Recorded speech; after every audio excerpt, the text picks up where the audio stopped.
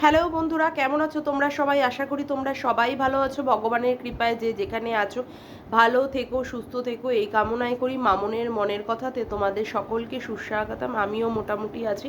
আবার আরেকটি নতুন কন্ট্রোভার্সিয়াল ভিডিও নিয়ে তোমাদের সামনে চলে এসেছি।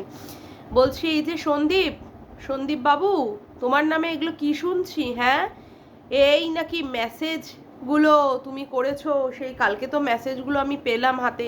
সেই মেসেজের চ্যাটিংটা আমি সাথে সাথে দিয়ে দিলাম আমার থাম্বনেলে। আবার এখন মানে ফোনের কল, সেই রেকর্ডিংটাও চলে এসেছে। মানে কি বলবো, তুমি এই রকমের অসভ্য! তুমি তোমার বউকে বিক্রি করে খাও, হ্যাঁ? আবার ঝান্ডা লাগাও যে তুমি আর ছেলের কাস্টাডি তুমিই পাবে। সব জায়গায় তুমি কাজ করে এসেছো, কেউ তোমার ছেলের মানে কাস্টাডি নিতে পারবে না। অথচ তুমি একটা 1.5 বছরের ছেলে রয়েছে যার, যে কিনা সংসার করে তার স্বামীর সাথে, সেই আসানসোলে গিয়ে তোমাকে পরকিয়া করতে হলো। তার উপরে কি, পরকিয়া করতে গিয়ে তুমি হাতের সুখ করে এসেছো, মুখের সুখ করে এসেছো, কিন্তু পুরোপুরি ফিজিক্যাল হতে পারোনি, যেহেতু সে জিন্স প্যান্ট পরেছিল। আর কত কিছু শোনার যে বাকি আছে। তারপরে ডান্সিং কারের মধ্যে ডান্সিং করেছো, হোটেলের মধ্যে গিয়ে খেয়েছো, আবার তাকে পরের দিনে নিয়ে ঘুরতেও বেরিয়েছো। এই যে আবার ফোনের যে কলটা আসলো, সেই কলের মধ্যে কি বলেছো? কলের মধ্যে বলেছো তুমি আর পারছো না, এত এত কেস, সেখানে তুমি আর সহ্যই করতে পারছো না। উকিলদেরকে এত টাকা দিয়েছো যে সেই উকিলরাও পর্যন্ত তোমার হয়ে ঠিকঠাক কাজ করছে না। এই সমস্ত কথা বলে তুমি ভিডিও কলিংয়ের মানে সরি, তুমি ফোনের কল মানে ফোনে কথা বলেছো, আর সেই মহিলা কল রেকর্ডিং করে সে ঠিক জায়গায় ঠিকভাবে উপস্থাপনা করে দিয়েছে, যেহেতু এখন আমরা এইগুলো সুন্দর করে শুনতে পাবো বলে। মানে সত্যি তোমাকে আমরা তাহলে বিশ্বাস করে কি ভুল করলাম? তোমার সঙ্গে থেকে, তোমার সাথে এই যে তোমার লড়াইয়ের পাশে আমরা সব সময় তোমাকে সাপোর্ট দিয়ে আজকে তুমি তোমার ছেলের কাস্টাডি পাও বা তুমি সঠিকভাবে বিচার পাও, এইগুলো ভেবে বা এইগুলোতে তোমাকে সাপোর্ট করে তাহলে কি ভুল করলাম? এখন যে এই যে আমাদের দিদি ওয়াইটির স্বনামধন্য, ঠিক আছে, ঘোড়ার মুখের মতো মানে ফেস কাটিং, সেই দিদি যে এইভাবে রিভিলগুলো করছে, এই রিভিলগুলোতে তো সবাই বিশ্বাস করে নিচ্ছে যে এইগুলো সত্যিই তুমি করেছো। কেউ যদি বিশ্বাস না করে তখন দিদি তাকে কী বলছে? দিদি তাকে বলছে জানোয়ারের বাচ্চা, জন্মান্ধ, এই সমস্ত কথাবার্তা। আর কত কিছু শুনতে হবে বলো তো তোমার জন্য? অলরেডি তো অনেক গালাগালি খেলাম, আরও কি গালাগালি খাওয়া কিছু বাকি আছে? আরও কত কিছু শুনতে হবে? হ্যাঁ, সত্যিই তুমি তাহলে মুখটা খুলবে না? তাহলে সত্যিই তাহলে তুমি এই কাজগুলো করেছো? তুমি যদি মুখটা বন্ধ করে রাখো তাহলে তো আমরা বুঝে নিতে হবে সত্যিই তুমি এ ধরনের কাজ করেছো। আর ভাইরে ভাই, এখনো পর্যন্ত তোমার ডিভোর্স হলো না। তোমার যেই কারণের জন্য তুমি তোমার বউয়ের বিরুদ্ধে লড়াই করলে, বউ পরকিয়া করে, বউ ঘর থেকে বেরিয়ে চলে গেছে, সেই একই কাজে তুমিও সেইভাবে একই কাজে দুষ্ট হয়ে পড়লে, সেই একইভাবে। আবার এখানে না, যে কোনো জায়গায় তুমি খুঁজে পাওনি, থাকো তো বাবা বাতকুল্লায়, সেখান থেকে কত কিলোমিটার দূরে গিয়ে তোমাকে আসানসোলের মতো জায়গায় তোমাকে খুঁজে পেতে হলো তোমার জীবনের ভবিষ্যতের পার্টনারকে। তাও আবার কি তুমি ফ্রেশ জিনিস পেলে না? তুমি কিনা সেই আবার বিবাহিত মহিলা, তার ওখানে আবার 1.5 বছরের বাচ্চা আছে। মানে আর যে কত কিছু শুনতে হবে সত্যি বাবা, শুনতে শুনতে শুনতে শুনতে আর ভালোই লাগছে না। কি বন্ধুরা, তোমরা এতক্ষণ ধরে কি বুঝলে? আমি সন্দীপকে উদ্দেশ্য করে যে কথাগুলো বললাম, তার মানে কি তোমরা বুঝতে পারলে যে আমি বিশ্বাস করেছি আমাদের দালাল দিদি যা যা কথা বলেছে? একদমই না।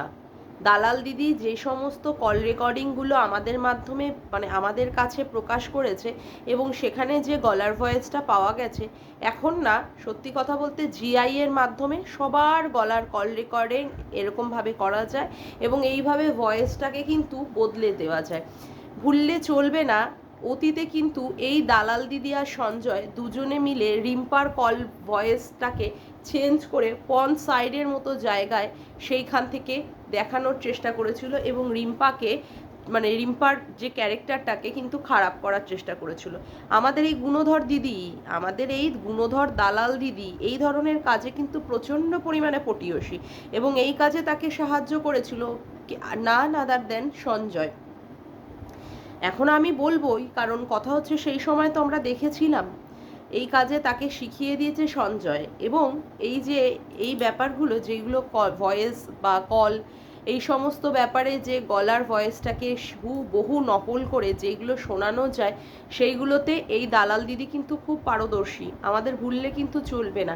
এবং সন্দীপকে এখন যেন তেনভাবে একটা ট্র্যাপে ফেলতেই হবে, তার জন্য একটা সুন্দর করে গল্প গুছিয়ে ফেললো, গল্প লিখে ফেললো স্ক্রিপ্টটা, তারপরে সেটাকে পরিবেশনও করে দিল। এখন তোমরা অর্থাৎ ভিউয়ার্সরা যে সমস্ত কথাবার্তা বলছে যে ওর কল রেকর্ডিং ফাঁস করো, ও কী কী কথা বলেছে, এই যে ফাঁস করো, এই ফাঁস করার ব্যাপারটা নিয়ে ওর মাথার মধ্যে প্রচণ্ড পরিমাণে ঘোরপাক খাচ্ছে যে আমি এই মুখের কথা বললে তো সবাই বিশ্বাস করবে না, সবার কাছে তো একটা বিশ্বাসযোগ্যতার জায়গা তৈরি করতে হবে। তার জন্য ও কী করছে, তার জন্য ওই জিআই অ্যাপ ব্যবহার করে সেখানেও কি করছে, সেখানেও এই মানে গলার ভয়েসটাকে নকল করিয়ে ঠিক হুবহু যে সমস্ত কথাবার্তাগুলো বললে মানুষ খুব সুন্দরভাবে খাবে এবং গ্রহণযোগ্যতাটাও বাড়াবে, ঠিক সেই সমস্ত লাইনগুলোকে নিয়ে নিয়ে তুলে তুলে সন্দীপের গলার মতো ভয়েসের ওখানে নকল করিয়ে তারপরে এই ধরনের কাজ করে সেটা আমাদের কাছে প্রকাশ করছে। আর এই যে এই ব্যাপারটা যে ও করতে পারে এটা কিন্তু আমরা জানি, কারণ রিম্পার ক্ষেত্রে এটা হয়েছে। তো সুতরাং এই ব্যাপারটা মোটেই ঠিকঠাক বিশ্বাস হলো না। দালাল দিদি, তোমার এই যে তুমি যে আজকে কল রেকর্ডটা প্রকাশ করলে না, এইটা ঠিকঠাক হজম হলো না, কারণ এর আদৌ কোনো বিশ্বাসযোগ্যতা আছে কি না তা সেটা সত্যি আমাদের মানে মনে হয় না। তোমার গ্রহণযোগ্যতাটা প্রচণ্ড পরিমাণে কম, এই ব্যাপারটা ঠিকঠাকভাবে মানুষ হজম করলো না। কারণ তুমি মানে প্রচণ্ড পরিমাণে যে নোংরা এবং নোংরা নিয়ে যে ঘাটো এবং নোংরাগুলোকেই যে তুলে তুলে এনে সকলের সামনে দেখাও, যে নোংরামি পানা করছে তাকে প্রোটেক্ট করো, কিন্তু তার পার্টনারকে তোমাকে খারাপ প্রমাণ করতেই হয়। যেমন করে সোমনাথ আর মন্দিরার ক্ষেত্রে, সোমনাথ কিন্তু মোটেই পরকীয়ার ব্যাপারে বা অমুকের এই ধরনের ধারে কাছেই যায়নি, অথচ মন্দিরাকে সাপোর্ট করার জন্য সোমনাথকে কিন্তু নোংরায় কাদায় ঠেসে দিয়েছিল আমাদের এই দালাল দিদি। হেন তেনভাবে কীভাবে অ্যালিগেশন না আনিয়েছে তার বাড়ির উপর দিয়ে, মানে সোমনাথের উপর দিয়ে, সোমনাথের পরিবারের উপর দিয়ে, এমনকি সোমনাথের মা, বোন, বাবা, বাচ্চাটাও পর্যন্ত বাদ যায়নি। তা এ ধরনের মহিলা যে সন্দীপের ক্ষেত্রে এই সমস্ত কিছু করবে না তার তো কোনো গ্যারান্টি কেউ দিতে পারে না, না? এবং এই ধরনের কাজ যে সে করবে, অর্থাৎ তাকে জিততে হবে, তাকে জিততে হবে, সেই জন্যই কিন্তু সে এই ধরনের কাজগুলোকে সুন্দরভাবে করছে। আর পাবলিককে কি বোঝাচ্ছে, পাবলিককে বোঝাচ্ছে যে পাবলিক আমার কথাগুলো খাবে। বলছি কি, মানে আমরা কিন্তু কেউ গান্ধারী নই। হ্যাঁ, তুই জন্মান্ধ মানে তুই জন্ম থেকেই অন্ধ। তুই যে কথাটা বললি না জন্মান্ধ, জন্মান্ধটা আমরা নই, জন্মান্ধটা তুই। এই যে মানে হুলের সাথে তুই ওইখানে দেখেছিলিস মন্দিরাকে, তা সত্ত্বেও কিন্তু ভিউয়ার্সদের কাছে তুই প্রকাশ করিসনি বা ক্রিয়েটারদের কাছে তুই বলিসনি। তারপরে কি হচ্ছে, এই যে মানে ফোকলার সাথে দেখা যাচ্ছে আমাদের সন্দীপের এক্স ওয়াইফকে বিভিন্নভাবে, যেখানে দেখা যাচ্ছে যে ভ্যালেন্টাইন্স ডেতে তারা গিয়ে একটা জায়গায় হোটেলে বসে খাচ্ছে, তারপরে দেখা যাচ্ছে অন্য কোনো জায়গায় গিয়ে মানে একটা গার্ডেনের মধ্যে গিয়ে, পার্কের মধ্যে, পার্কই হবে, গার্ডেন না, একটা পার্কের মধ্যে গিয়ে তারা ঘুরে বেড়ালো, তারপরে হোটেলের মধ্যে গিয়ে খেলো, তারপরে তারা বিভিন্ন জিনিস এক্সচেঞ্জ করলো, মানে দেওয়া নেওয়া হলো। তারপরে হচ্ছে এই যে তীর্থের নাম করে যেখানে দেখা যাচ্ছে বাসের মধ্যে তার পরকীয়ার পার্টনার, অর্থাৎ সন্দীপের এক্স ওয়াইফের পরকীয়ার পার্টনারটা খুব সুন্দরভাবে এগুলোর মজা নিচ্ছিল, যখন কি না ওয়াইফের ঠাম্মি খুব সুন্দর করে নাচছিল। এই ব্যাপারগুলো নিয়ে কিন্তু তুই কিন্তু ভিডিওতে বলতে পারছিস না, কারণ কি বলতো, এইগুলো নিয়ে বললেই কারণ তোকে তাহলে পুরোপুরি মানে গুতানি খেতে হবে। এই গুতানি তুই মানে গুতানির ভয়ে তুই এখন কি করছিস, তুই সন্দীপকে ক্যারেক্টারলেস প্রমাণ করার চেষ্টা করছিস এই যেন তেন প্রকারে। ওকে পরকীয়াতে বলা হয়েছে, যেহেতু ও পরকীয়া করেছে তাই ওকে বলা হয়েছে, এবং তাহলে কি করতে হবে, তাহলে সন্দীপকেও এই ধরনের একটা অ্যালিগেশন এনে সন্দীপের ক্যারেক্টারটাকেও এইভাবে কি করতে হবে, ক্যারেক্টারলেস করতে হবে। তাহলে কি হবে, তাহলেই মানুষ খাবে, এবং মানুষ খেলেই কি হবে, ভিউজ বেড়ে যাবে, সবার ভিউজ বাড়বে।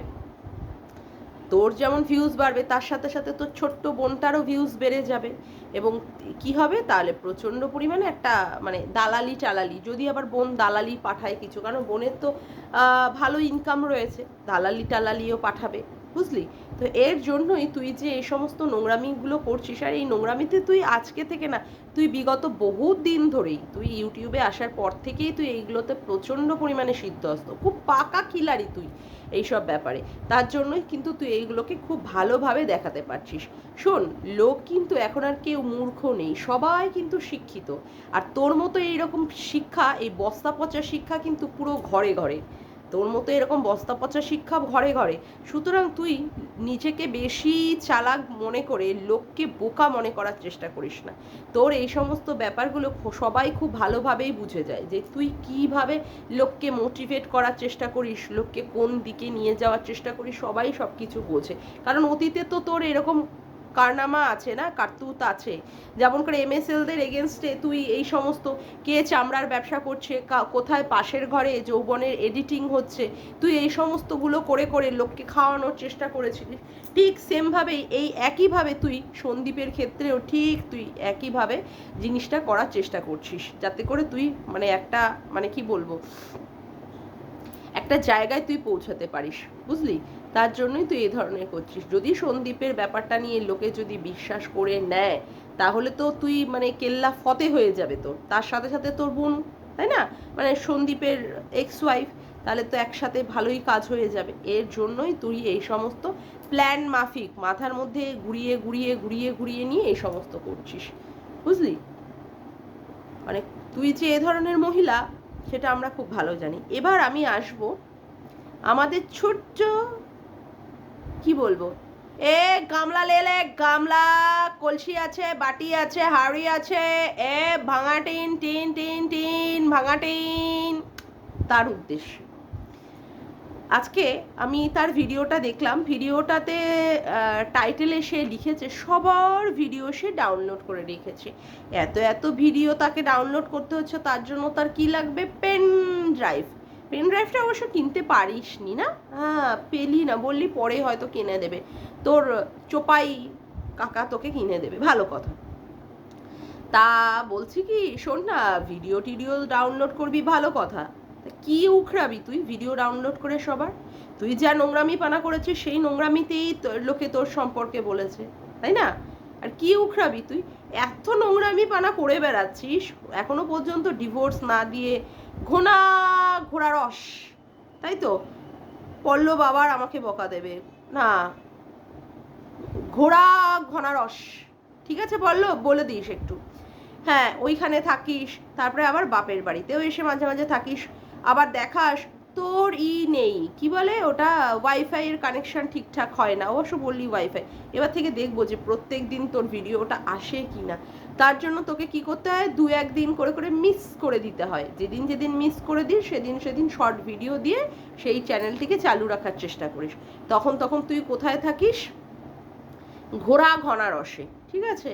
তো কথা হচ্ছে যে তুই এত নোংরামি পানা করেও যদি এইভাবে ভিউজ আর্ন করতে পারিস, যদি এইভাবে তুই মানে জেতার একটা মনের মধ্যে পরিকল্পনা করতে পারিস, তাহলে আমরা ভিডিওতে এই সমস্ত কিছু বলে কি খুব ভুল করে ফেলছি? তাতে করে যদি তোর মনে হয় যে তুই স্টেপ নিবি, তুই একবার কেন 100 বার নে, তাতে করে আমাদের কিচ্ছু হবে না, ঘন্টা ফারাক পড়বে না, ঘন্টা, ঠিক আছে? তার সাথে যদি তুই আমাকেও অ্যাড করিস, করতে পারিস, কোনো অসুবিধা নেই। তোকে আমি ওপেন চ্যালেঞ্জ জানিয়ে গেলাম, ঠিক আছে? তুই যে সমস্ত কীর্তিগুলো করছিস, সেই সমস্ত কীর্তিগুলো সবার কাছে আছে, সবার কাছে আছে, এবং সবাই সুন্দরভাবে গুছিয়ে সেই জায়গাগুলোতে দিয়ে দিতে পারবে। আর তুই ওই দালাল দিদিকে দিয়ে দিয়ে যেভাবে সন্দীপের নামে অ্যালিগেশন আনার চেষ্টা করছিস, সেইগুলোর সম্পর্কেও ভালোভাবে মানে তৈরি হওয়া হচ্ছে, ঠিক আছে? তো সুতরাং ওই সমস্ত ধমকানি চমকানি ভয় দেখানোর ব্যাপারগুলো না তুই সাইডে করে রাখ। কারণ তুই এখনো মানে অনেক ছোট এই ব্যাপারে, ঠিক আছে? তোকে যে রেগুলেট করছে ওই ফোকলা, একটা দাঁত তো নেই, তার সাথে সাথে আরও কয়েকটা ঘুষি মেরে ওর দাঁতগুলোকে সব ফেলে দেওয়া হবে, বুঝেছিস? সেই রকমও কাজ চলছে। তো সুতরাং তোকে যে রেগুলেট করছে তাকে বলিস সে যেন সাবধান থাকে।